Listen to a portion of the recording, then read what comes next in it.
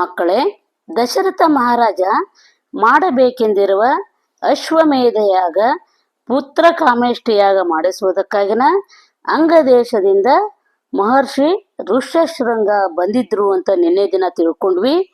ಋಷ್ಯಶೃಂಗ ಹಾಗೂ ದಶರಥ ಮಹಾರಾಜನ ಕುಲಪುರೋಹಿತರಾದಂಥ ವಶಿಷ್ಠರನ್ನ ಮುಂದಿಟ್ಟುಕೊಂಡು ದಶರಥ ಮಹಾರಾಜ ಯಾಗವನ್ನ ಆರಂಭಿಸಿದ. ಯಾಗ ಶಾಸ್ತ್ರೋಕ್ತವಾಗಿ ನಡೀತು, ಹೋಮನೂ ಆಯಿತು. ದಶರಥ ಮಹಾರಾಜ ತನ್ನ ರಾಣಿಯರೊಂದಿಗೆ ಭಯಭಕ್ತಿಯಿಂದ ಯಜ್ಞ ಕಾರ್ಯವನ್ನ ಪೂರ್ಣಗೊಳಿಸಿದ. ಅಪಾರವಾಗಿ ಗೋವುಗಳನ್ನ, ಜಮೀನನ್ನ, ಧನ ಕನಕಗಳನ್ನ ಬಡಬಗ್ಗರಿಗೆ ದಾನನು ಮಾಡಿದ.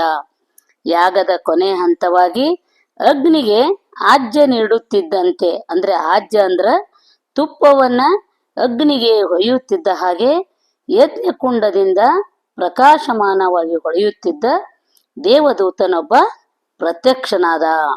ಅವನ ಕೈಯಲ್ಲಿ ಒಂದು ಚಿನ್ನದ ಪಾತ್ರೆ ಇತ್ತು.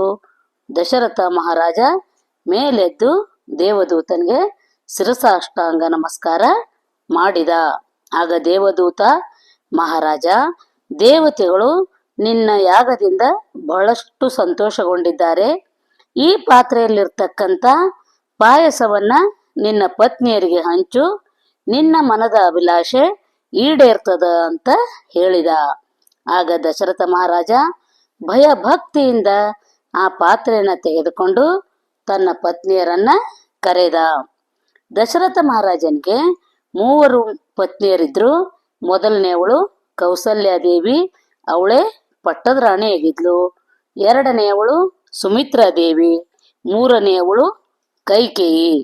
ದಶರಥ ಮಹಾರಾಜ ಪಾಯಸವನ್ನ ತನ್ನ 3 ಹೆಂಡತಿಯರಿಗೆ ಹಂಚಿದ.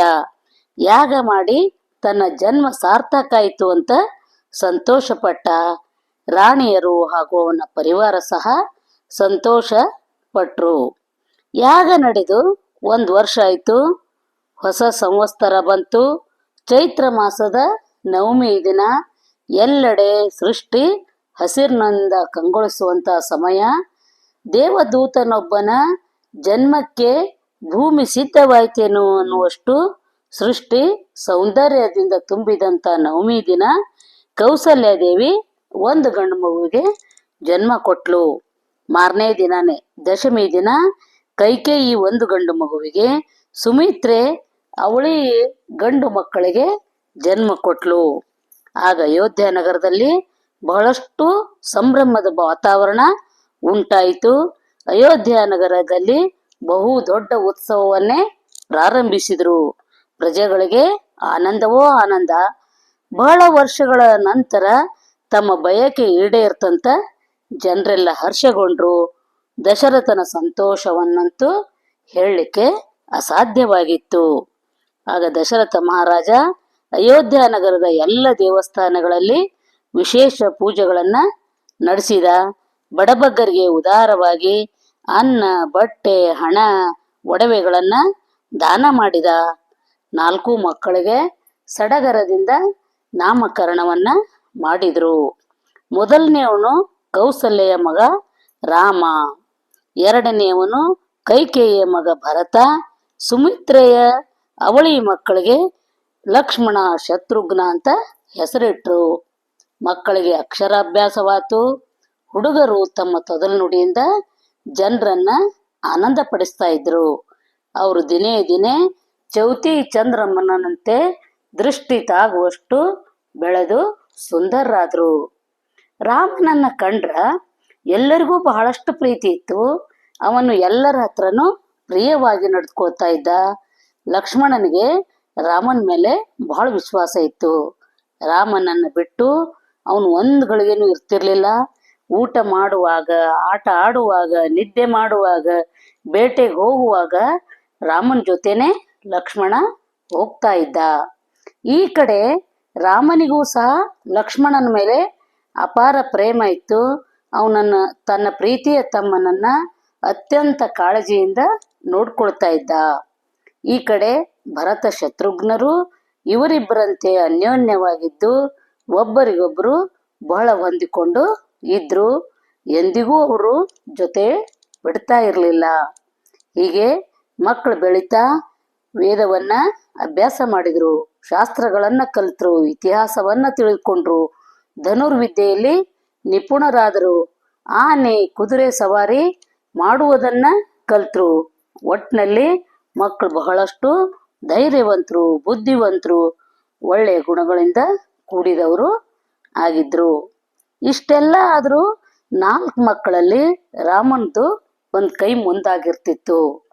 ಹಿರಿಯರಿಗೆ ಆತನಲ್ಲಿ ಬಹಳ ಭಕ್ತಿ ಇತ್ತು.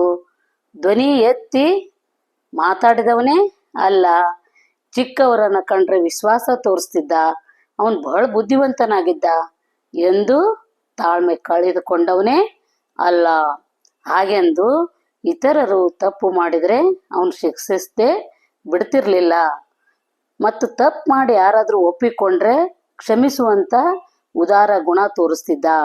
ರಾಮ ಧರ್ಮವಾಗಿ ನಡೆಯುತ್ತಿದ್ದ, ನೀತಿವಂತನಾಗಿ ಬೆಳೆಯುತ್ತಿದ್ದ. ಅವನು ದಶರಥನ ಮಗನಾದ್ದರಿಂದ ಅವನಿಗೆ ದಾಶರಥಿ ಅಂತ ಕರಿತಾ ಇದ್ರು. ರಘುವಂಶದಲ್ಲಿ ಜನಿಸಿದ್ದರಿಂದ ರಾಘವ ಅಂತ ಕರಿತಾ ಇದ್ರು. ಮಕ್ಕಳೇ, ನೀವು ಸಹ ರಾಮನಲ್ಲಿ ಇರ್ತಕ್ಕಂಥ ಈ ಎಲ್ಲ ಗುಣಗಳನ್ನ ಒಂದೊಂದಾಗಿ ನೀವು ಬೆಳೆಸ್ಕೊಂಡ್ರಿ ಅಂದ್ರೆ ನಿಮ್ಮನ್ನು ಸಹ ಎಲ್ಲರೂ ತುಂಬಾ ಪ್ರೀತಿ ಮಾಡ್ತಾರ.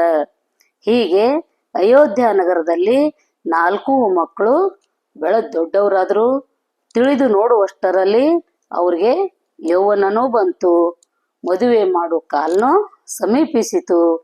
ತನ್ನ ಮಕ್ಕಳಿಗೆ ಮದುವೆ ಮಾಡಬೇಕು ಅಂತ ದಶರಥ ಮಹಾರಾಜ ಯೋಚನೆ ಮಾಡಿದ.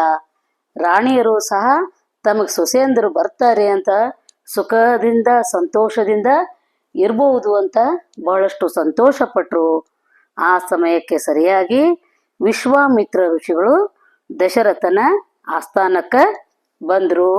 ಅವ್ರಿಗೆ ಬ್ರಹ್ಮರ್ಷಿ ಅಂತ ಕರೀತಾ ಇದ್ರು. ಆಗ ವಿಶ್ವಾಮಿತ್ರ ಋಷಿಗಳು ಬಂದ ನಂತರ ಈ 4 ಮಕ್ಕಳು ಅವರನ್ನ ಯಾವ ರೀತಿ ಸ್ವಾಗತಿಸಿದ್ರು, ಅವರಿಂದ ಮಕ್ಕಳು ಯಾವ ಲಾಭವನ್ನ ಪಡ್ಕೊಂಡ್ರು, ಮುಂದಿನ ಕಥಾಭಾಗವನ್ನ ನಾವು ನಾಳಿನ ದಿನ ನೋಡೋಣ. ಎಲ್ಲರಿಗೂ ಶುಭ ಕಾಮನೆಗಳು.